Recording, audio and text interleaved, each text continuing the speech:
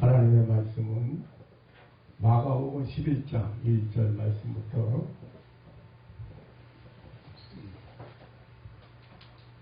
10절 말씀까지 새롭게 드리겠습니다. 저희가 예루살렘에 가까이 와서 감람산 벳파게와 베다니에 이르렀을 때 예수께서 제자 중 둘을 보내시며 이르시되 너희 맞은편 마을로 가라. 거기로 들어가면 곧 아직 아무 사람도 타보지 않은 나귀 새끼에 매여 있는 것을 보리니 풀어 끌고 오너라. 만일 누가 너희에게 왜 이리 하느냐 묻거든 주가 쓰시겠다 하라. 그리하면 즉시 이리로 보내리라 하시니 제자들이 가서 본즉 나귀 새끼가 문 앞 거리에 매여 있는지라. 그것을 보니 거기 섰는 사람 중 어떤 이들이 가로되 나귀 새끼를 풀어 무엇하느냐 하며 제자들이 예수의 이르신 대로 말한데 이에 허락하는지라. 나귀 새끼를 예수께로 끌고 와서 자기들의 겉옷을 그 위에 걸쳐 품에 예수께서 타시니 많은 사람은 자기 겉옷과 다른 이들은 밭에서 벤 나뭇가지를 길에 펴며 앞에서 가고 뒤에서 따르는 자들이 소리지르되 호산나 찬송하리로다. 주의 이름으로 오시는 이여 찬송하리로다. 오는 우리 조상 다윗의 나라여 가장 높은 곳에서 호산나 하더라. 아멘. 10절 말씀까지 계속해 드렸습니다. 오늘 한국 모든 교회들은 종료주일이라고 하는 이름을 붙인 특별한 주일을 보냅니다. 예수님께서 공생의 마지막 예루살렘에 올라가시면서 사람들이 종려나무가지를 흔들고 환영하는 많은 인파가 있었던 일을 상기하면서 종려주일이라고 그 종려나무까지 깔고 흔들고 그래서 종려주일이라고 이름을 붙였습니다. 그리고 이제 이번 주간은 예수님께서 십자가에 죽으신 고난주간 금요일이죠. 금요일이기 때문에 교회들은 고난주간으로 보냅니다. 다음 주일은 십자가에 죽으신 예수님께서 3일 만에 부활하신 부활주일로 보냅니다. 그래서 우리 기독교에서는 아주 중요한 절기를 보냅니다. 오늘은 예수님의 마지막 예루살렘 상경길에서 일어난 한 사건을 통해서 제자들에게 아주 특별한 교훈을 하시는 예수님을 만나보면서 저와 여러분이 은혜를 받는 시간을 가지려고 합니다. 유대인들이 지키는 3대 명절이 아주 성대하게 지키는 3대 명절이 있습니다. 6월절이라고 해서 이스라엘 민족이 해방 기념일이죠. 그리고 또 초막절이라고 해요. 초막절이라는 절기가 있는데 이스라엘 민족이 해방되어서 그 애굽에서 나와가지고 광야 생활을 하는 동안에 이렇게 장막을 치고 살았어요. 그래서 그것을 상기하면서 광야 생활을 생각하면서 초막절 혹은 장막절이라고 하는 절기를 보냅니다. 그리고 또 하나는 초실절이라고 하는 맥주절이라고도 하고 오순절이라고도 하는데 또 칠칠절이라고도 합니다. 한 주, 아니 7일이잖아요. 그러면 7일, 한 주간이 일곱 번 지난 7은 49, 그리고 50일치 되는 날이기 때문에 오순절이라고도 하지만 또 칠칠절이라고도 합니다. 감사절이죠. 이제는 이스라엘 백성들이 애굽에서 가나안 땅에 들어가서 처음 열매를 곡식을 갈고 처음 열매를 거둬서 드리는 감사절이기 때문에 초실절이라 이렇게 합니다. 그 중에서도 해방기념일인 6월절에는 당시에 여러 나라에 흩어져 있던 사람들과 순례자들이 모여들어서 약 250만 명으로 추산되는 사람들이 예루살렘 성에 모여들었다고 합니다.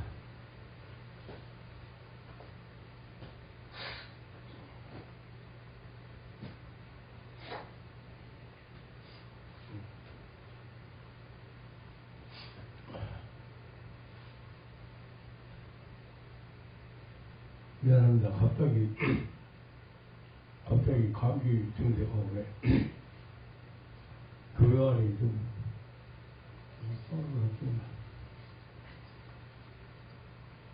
근데 이제 예수님하고 제자들이 이 6월절 축제에 참석하기 위해서 예수님 생애에서 마지막으로 예루살렘 올라가시는 그런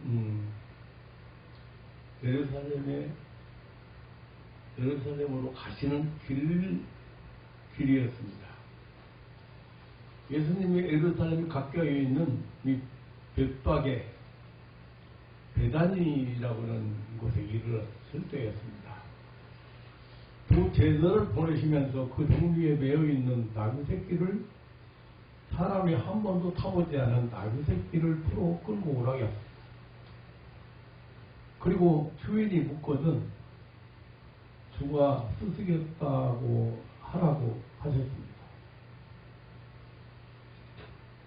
길 가시던 예수님께서 갑자기 저 동리에 가서 나귀 새끼를 끌고 오라는 것입니다. 그것도 무조건 끌고 오라는 것입니다. 만약에 주인이 나타나서 왜 남의 나귀 새끼를 끌고 가느냐고 묻거든 주께서 쓰시겠다고 하라고 그 말만 해서 보내. 그리고 나귀 새끼를 풀어서 내게로 끌고 오라.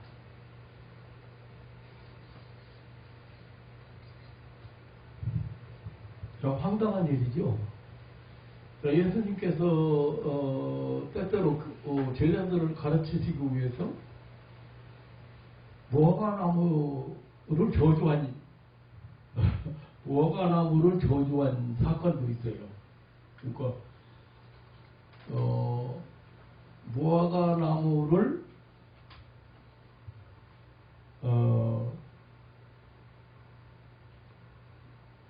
무화과나무 열매를 맺는 절기가 아니에요. 근데 저도 이제 무화과나무를 심어놓은 게 있는데 그 무화과나무가 해마다 이제 잘라지고 새로 나오는 순에서 이제 무화과가 열리거든요. 근데 이제 무화과나무가 열대지방에 나오기 때문에 이미 무성하고 열매가 없을 때가 있죠. 열매가 맺지 않을 때, 그때 이제 예수님께서 무화과나무에 열매를 찾아봤는데 열매도 없었어요. 그리고 예수님은 그 무화과나무 사건을 통해서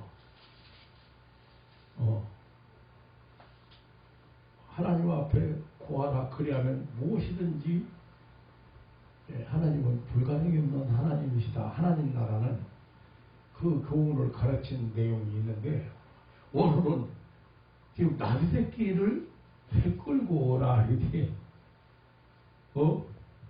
건너마을에 가서 가보면 남의 집 문 앞에 그 나비 새끼가 하나 매여 있는데 그 나비 새끼를 끌고 오라는 거예요. 근데 주인이 왜 끌고 가느냐 그러면 주께서 쓰시겠다고 하라. 그러면 보낼 거다. 이 사건은 첫째로 예수님이 누구신가를 제자들에게 확신시켜 주시고 있는 사건입니다. 이게 예수님의 어떤 분이신가를 확인해 주고 있지.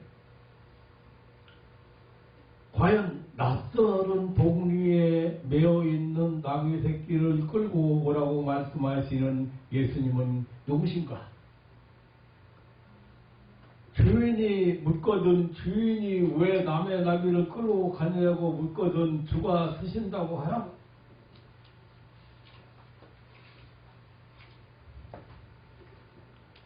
나귀에게 먹이를 주고 나귀를 관리하고 소유하고 있는 그 주인이 묻거든 주가 쓰시겠다고 하라고 했습니다. 그러니까 여기 이 말씀을 보면은 사실상 이 나귀의 참 주인은 바로 예수님이심을 알려주시고 있습니다. 예수님은 모든 만물의 주권자요 왕이십니다. 주가 쓰시겠다고 하라고 하셨는데 여기 주란 말은 예수님의 그 이름을 뜻합니다. 그 뜻은 존경하는 의미로 선생 또는 위대한 자란 뜻입니다.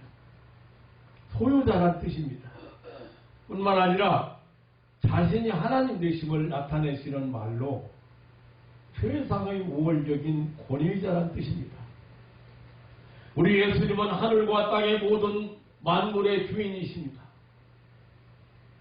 역대상 29장 11절로 13절에 여호와여 광대하심과 권능과 영광과 이김과 위엄이 다 주께 속하였사오니 천지에 있는 것이 다 주의 것이로소이다. 여호와여 주권도 주께 속하였사오니 주는 높으다 만유의 머리 시민이다. 부와 귀가 주께로 말미암고 또 주는 만유의 주제가 되사 권세와 능력이 있사오니 모든 자를 크게 하심과 강하게 하심이 주의 손에 있나이다라고 고백을 했습니다. 로마서 11장 36절에 사도 바울은 주님의 주권 앞에서 만물이 주에게서 나오고 주로 말미암고 주에게로 돌아가리라. 영광이 그에게 세세토록 있으리로다라고 했습니다. 예수님은 참으로 만물의 주인이십니다. 또한 우리 예수님은 인생의 주인이 되십니다.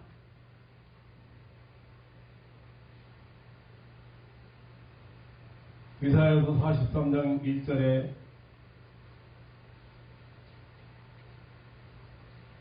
야곱아 내가 너를 조성하였고 이스라엘아 너는 너를 내가 지명하여 불렀나니 너는 내 것이라. 너는 내 것이라. 그래서 로마서 14장 8절에 우리가 살아도 주를 위하여 살고 죽어도 주를 위하여 승하니 그러므로 살아 죽으나 우리가 주의 것이로다라고 했습니다. 그렇다면 예수님이 벳박의 마을에 매어있는 어느 사람의 나귀 새끼를 끌고 오라고 하신 것은 주가 쓰시겠다고 하신 것은 바로 만물의 소유주의심을 나타내는 말입니다. 예수님은 피조 세계를 창조하신 창조주이십니다. 예수님은 그가 창조에 쓴 피조 만물을 사용하심에 있어서도 주인이시고 모든 이 세상에 있는 모든 것들을 자기 필요에 따라서 자기의 목적에 따라서 쓰심에 있어서도 주인이십니다. 예수님은 언제나 자기의 것을 쓰고 싶을 때 쓰시는 주인이십니다. 그러므로 내게로 끌고 오라고 하신 것입니다. 주가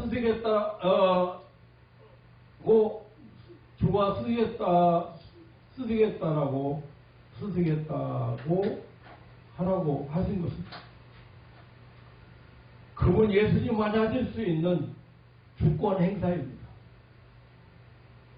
예수님만이 하실 수 있는 명령입니다. 두 번째로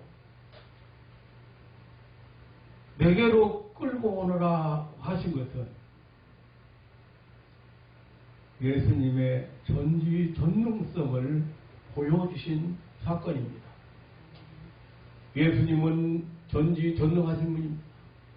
오늘 본문에 마을에 가보면 아무 사람도 타보지 않은 나귀 새끼가 있을 것이라고 했습니다.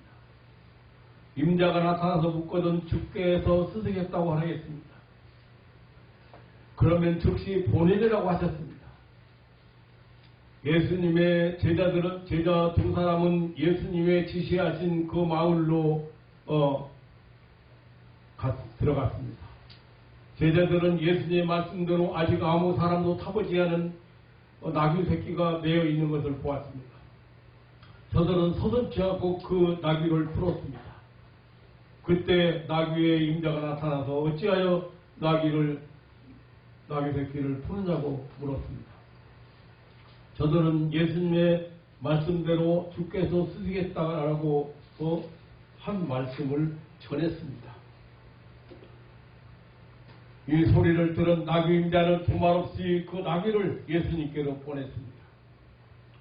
이것은 우리 예수님의 초자연적인 능력을 입증하는 내용입니다. 예수님의 전능성을 보여주시는 내용입니다. 우리 예수님은 전지하시기 때문에 매인 나귀를 미리 하셨습니다. 그것을 그에게로 끌고 오라고 하셨습니다. 예수님은 이렇게 모든 것을 아시는 분입니다. 예수님은 어디에 무엇이 누구를 위하여 어떻게 사용될 것인가를 미리 아셨습니다. 이것이 예수님의 전지하신 능력입니다. 예수님은 또한 나귀의 임자가 순종하도록 감동케 하신 전능하신 분이십니다. 어떤 사람들은 생각하기를 주님께서 사전에 나귀 주인을 찾아가서 예약을 해놓으신 후에 제자들을 보낸 것이라고 하는 사람도 있습니다. 그럴듯한 얘기 같습니다만은 예수님은 사전에 어떤 피조물들에게 예약으로 허락을 받으셔야 그것을 쓸 수 있는 그런 분은 아닙니다. 예수님은 하늘과 땅의 주인이십니다. 예수님은 언제 어디서든지 쓰고 싶은 만물이나 사람을 쓰고 싶은 시간에 쓰고 싶은 장소에서 자유자재로 쓰실 수 있는 주인이요 왕이십니다. 저는 이제 봄이 돌아와서 일을 좀 이제 시작해야 되겠다 그렇게 마음먹었습니다. 그런데 지금 벌써 예약 손님이 밀렸습니다. 이번 주 고난주간을 어디 병원이나 갈까 이렇게 생각했는데 고난주간에 환자를 만나야 될 것 같습니다. 근데 내가 마음먹었으니까 마음먹은 대로 된다 그런 뜻이 아니고 벌써 주님께서는 그래 너무 안타까운 사람들이 있으니까 밥 못 먹고 잠 못 자고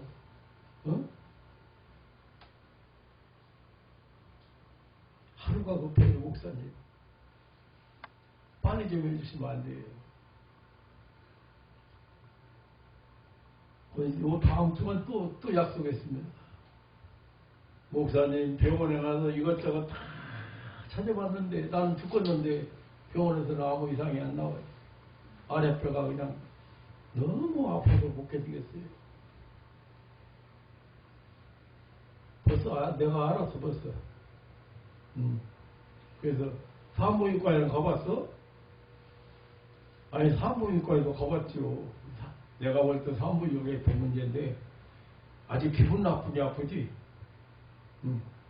아주 아파도 이진경 있어도 아파봤는데 아파도 애린 것처럼 아파. 아주 기분 나쁘게 아파. 그래. 내가 알아.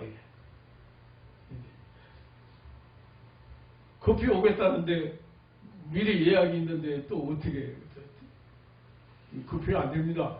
기도 준비하시고 오늘부터 기도 시작하면 완화될 거라고. 주님이 당신의 사랑하는 자들을 위해서 내 마음속에 일해야 되겠다는, 이제 코로나도 우선 했고 공도 돌아왔고 그런 마음도 주셨지만 어떻게 알고 벌써 여기저기서 전화가 오는지 일이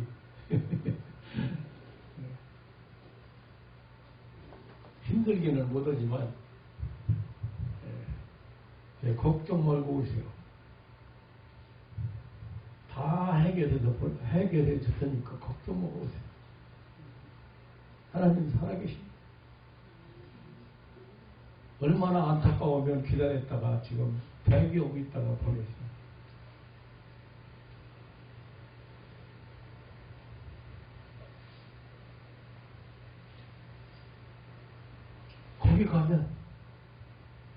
거기 가면 나귀가 매어 있을 테니까 끌고 가라.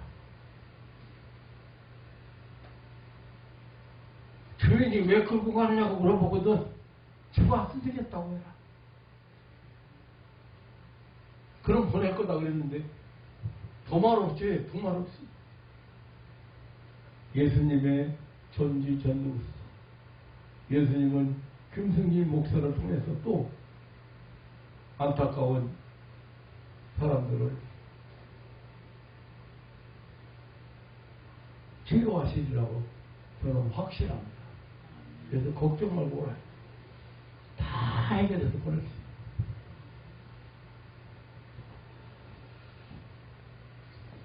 나귀 새끼를 태워 내게로 끌고 오너라. 이 말씀은 주님의 명령 앞에 모든 피조물의 그 본연 자세를 알게 합니다. 회개는 절대적으로 예수님의 명령 앞에 순종하게 된다는 것을 알게 합니다. 주님의 명령은 거역할 수 없는 영역이라는 사실입니다. 모든 피조 세계는 예수님의 스승에 다만 순종할 뿐입니다. 주인의 스승을 위해서 존재합니다. 제자들은 주님의 말씀에 순종했습니다. 나귀 임자도 주님의 말씀에 순종했습니다. 나귀도 주의 스승을 위하여 주님께로 끌려갔습니다. 이것이 피조물의 본연의 자세입니다.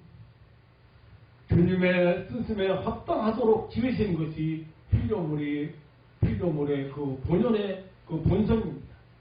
본연이며 본성입니다. 다만 인생이 범죄로 타락한 이후 만물도 함께 저주를 받아버렸을 뿐입니다. 그 결과 피조물이 창조 본연의 목적대로 쓰여지지 않고 있을 뿐입니다.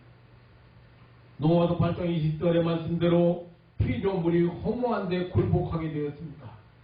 또한 썩어짐의 종으로 타는 데 사용되었습니다. 이것은 지어진 창조주의 뜻도 아니고 지음받은 피조물의 본래도 아닙니다. 그래서 로마서 8장 19절로 21절에는 피조물이 이러한 비정상의 그 상태에서 해방받기를 갈구하여 하나님의 독생자의 재림을 기다리고 있다고 했습니다.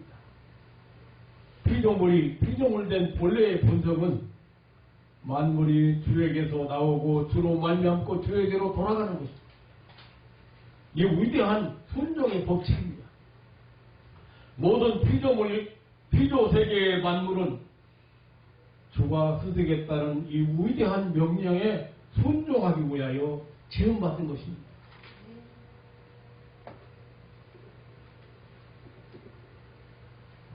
모든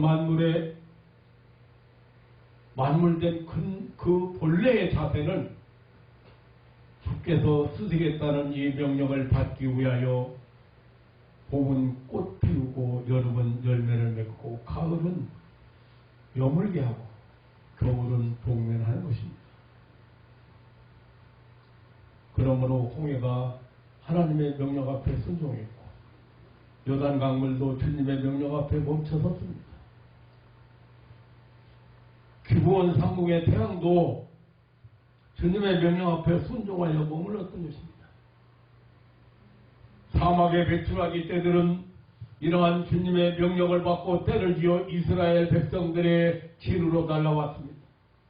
하나님의 명령을 받고 반석이 그 수만 명의 해가를 시키기 위해서 물을 쏟아냈습니다. 광풍이 불어오고 흉흉한 파도가 일으키던 갈릴레아 바다는 예수님의 명령을 받고 즉시 잔잔해졌습니다. 다시스로 가던 선상의 물결은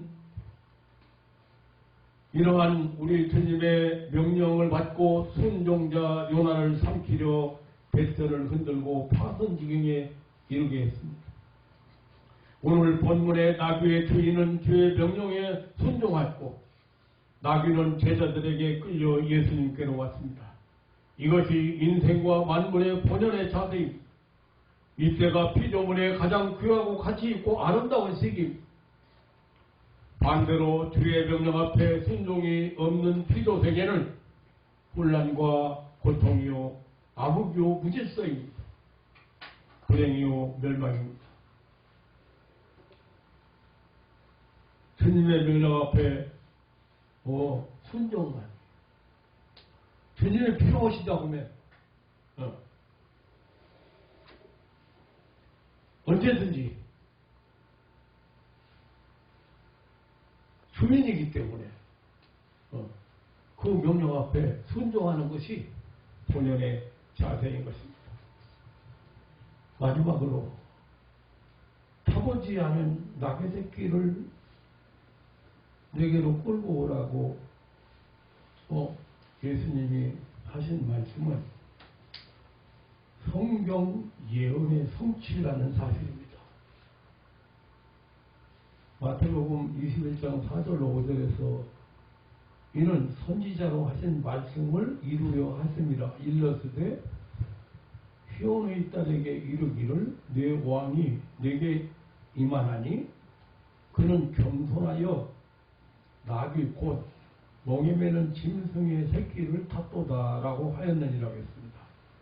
이것은 스가랴서 9장 9절 예언 내용이거든요.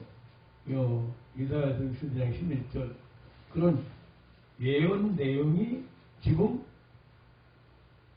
예언했던 700년 전에 예언했던 그 예언 내용이 지금 성취하는 이루어지는 거예요. 예수님께서 평화의 왕으로 예루살렘에 입성하실 것이라는 구약 예언이 이루어지는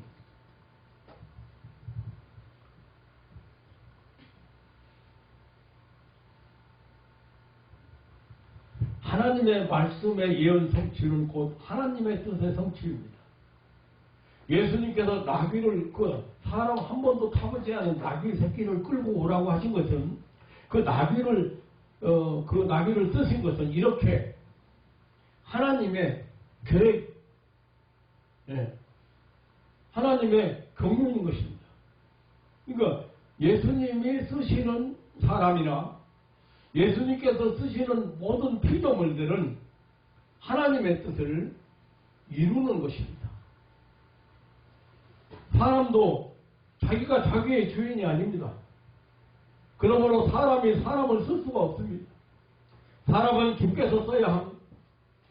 사람이 주의 쓰임을 받을 때 비로소 사람의 구실을 하게 되는 것입니다. 이유는 하나님은 사람을 창조하셨고 또 사람을 억만지역에서 구원하셨기 때문입니다. 또 사람은 만물을 쓸 때에도 자기 소욕을 따라서 쓸 수 없는 것입니다.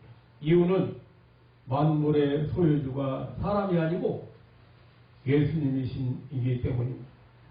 그러므로 사람이 예수님의 뜻을 쫓아 나귀를 풀어 끌어올 때만이 그 나귀의 존재 의의나 가치가 있는 것입니다. 그 결과는 하나님의 뜻, 다시 말하면 성경의 예언을 이루는 것입니다. 하나님의 뜻이 이루어질 때 비로소 인생은 행복하게 되는 것입니다. 그러므로 사람들은 주가 쓰시도록 나귀를 풀어 주께로 끌어올 줄 알아야 합니다. 천지에 있는 모든 것은 끌고 주께로 올 줄 아는 것이 사람의 사명입니다. 사랑하는 성도 여러분, 하나님은 애굽 고센 땅에 풍작을 이룬 곡물들을 야곱의 가족을 위하여 쓰셨습니다. 하나님은 먼저 애굽의 창고를 요셉이 열고 닫도록 하셨습니다. 그때 애굽 천지는 엄청난 축복을 누렸습니다. 하나님은 사드락과 메삭과 아벨느고를 위하여 평소보다 7배나 더 뜨거운 풀무불을 직접 무용기물로 만들었습니다. 그래서 바벨론의 느부갓네살 그 왕의 권세를 통제했습니다. 하나님은 신실하신 믿음의 사람 다니엘의 그 구원을 위해서 사자 입을 직접 막아버렸습니다. 하나님은 아브라함을 우상의 도시 갈대아 우르에서 불러내어 가나안 땅에서 사용하셨습니다. 하나님은 애굽 궁전에서 성장한 모세를 교육받은 모세를 애굽이 아닌 광야로 이끌어내어서 사용하셨습니다. 예수님은 갈릴리 바다의 어부들을 해변이 아닌 예루살렘과 사마리아에서 유다에서 쓰셨습니다. 실상은 매어있는 나귀를 풀어 주께로 끌고 오는 것이 아니라 사망에 매어있는 인생을 풀어서 예수께로 끌고 왔습니다.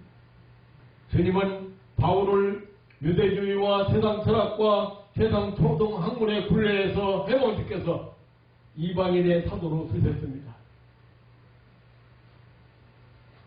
주가 쓰신 사람이나 주가 쓰신 모든 만물은 그 결과 하나님의 뜻을 이루었습니다. 바로 하나님의 말씀 성취였습니다. 그 결과 하나님께 영광을 돌렸습니다. 사랑하는 성도 여러분, 나와 여러분은 천국 건설을 위해서, 한 영혼 구원을 위해서 주님이 쓰시겠다고 하신 것입니다. 죄악에 매여있는 나귀가 아닌 죄악에 매여있는 인생들을 주님 앞으로 끌고 가야 합니다.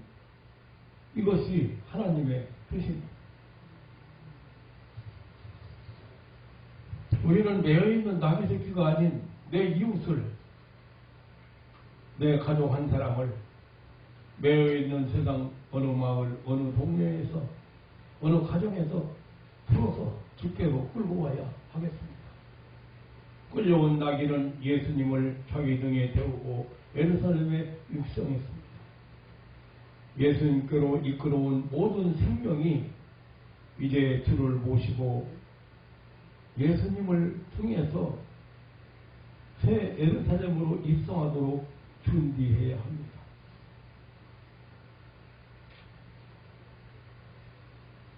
예수님을 등에 태우고 영원한 천국 입성을 위해서 준비해야 됩니다.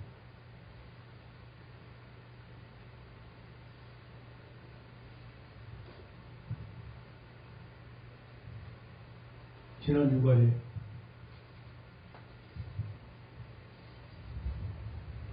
우리 현수 할아버지 사돈 세상을 떠났습니다. 권사님이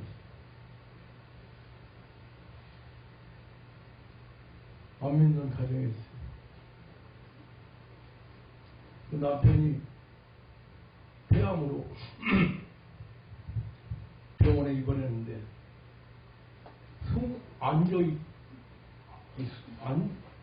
앉아 있을 수도 없이 앉으면 숨을 못 쉬니까.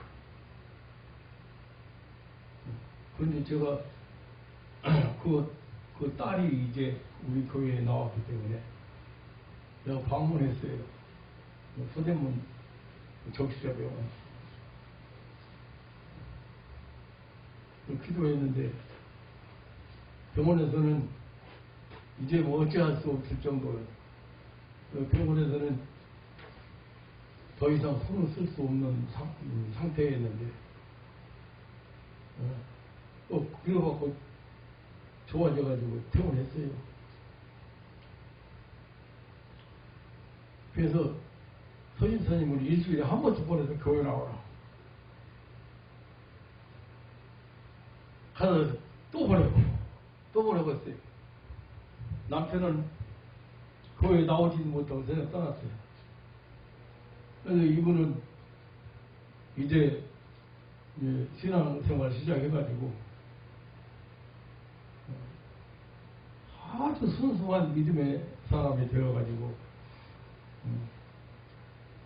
이번에 세상을 떠나 81세라던가 그런데 여행 가족도 15명하고 어머니가 건강할 때 여행 한번 다녀오자고 그래가지고 15명이 15명 동원해가지고 여행 갔다가 와가지고 갑자기 병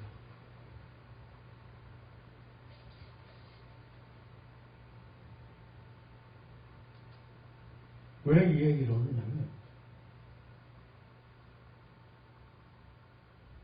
가만히 돌이켜보니까요. 저는 무명 목사잖아요. 그런데 한 일이 참 많더라고요. 그 과정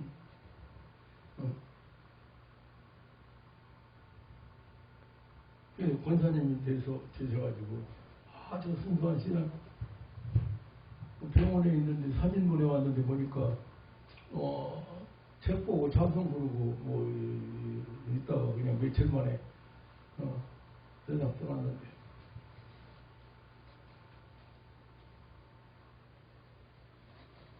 병들어서 죽게 있는 사람, 목사도 안 믿고 하나님도 안 믿는 사람, 그냥 우리 교회 우리 교회 청년 학생의 아버지, 그래서 제가 신방을 한번 가서 전도 오기 했는데 결국은 그 아버지는 안 나오고 남편은 안 나오고 세상 떠나고 그 엄마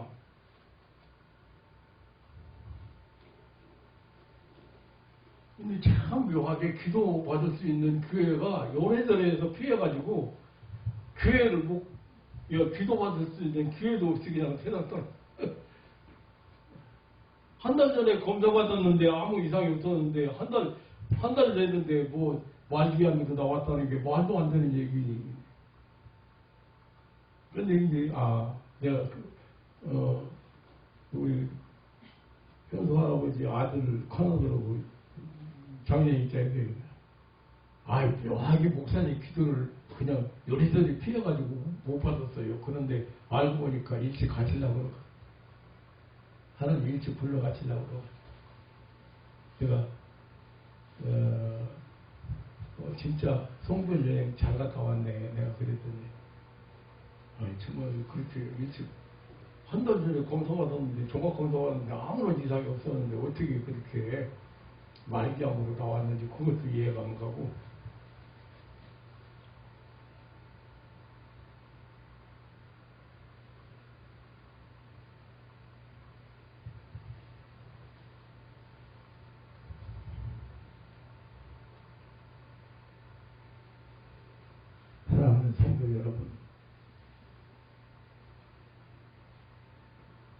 주께서 나귀를 쓰시겠다고 나귀를 풀어 대게로 끌고 오라고 하셨어요. 그렇다면 나는 가서 나귀를 풀어 주께로 끌고 가야 돼. 등에 왕을 태우고 뒤를 따라 영화로운 천국 입성의 길로 올라가야 합니다.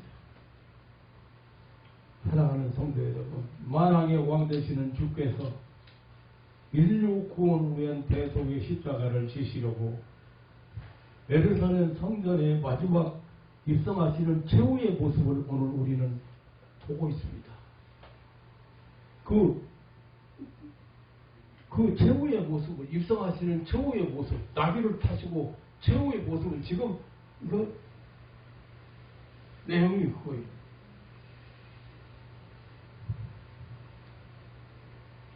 고난주간을 한 주간 이렇게 고난주간을 경건한 마음으로 보내시고 부활의 아침, 죽음을 이긴 승리와 영생의 아침을 맞이하는 복된 신앙인들 되시기를 주님의 이름으로 축원합니다. 아멘. 나는 참으로 감사하게도 또 이 고난주간에 불쌍한 한 영혼을 살리는 일을 시작하게 되었습니다.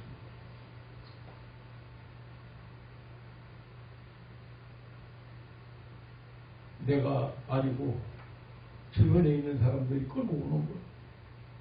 우리 목사님, 내가 아는 목사님 만나야 당신 살아.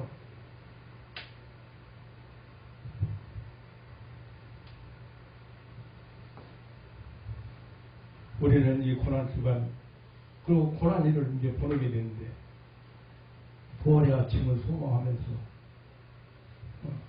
보내게 되는데, 사랑하는 성도 여러분, 한 주간 동안 경건한 마음으로 부활의 소망을 가지고 한 주간을 보내시고 승리의 한 주간이 되시기를 주님의 이름으로 축원합니다. 하나님 아버지 놀라운 사랑과 은혜를 감사합니다. 이 아침에는 예수님께서 최후의 예루살렘 상경길에 일어났던 한 사건을 보면서 주님이 누구신가를 다시 한번 생각해 보았습니다. 주님은 겸손한 분이시기 때문에 나귀 새끼를 타고 입성하시지라는 구약의 예언을 성취하기 위해서 벳박의 마을에 매여 있는 나귀를 끌고 오라고 하셨습니다.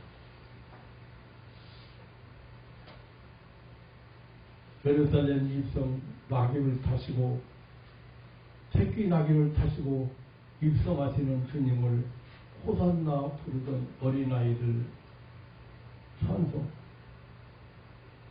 길바닥에 옷을 깔고 나무잇을 깔면서 다윗의 교통으로 오시는 왕이여 환영하던 그런 함성을 생각하면서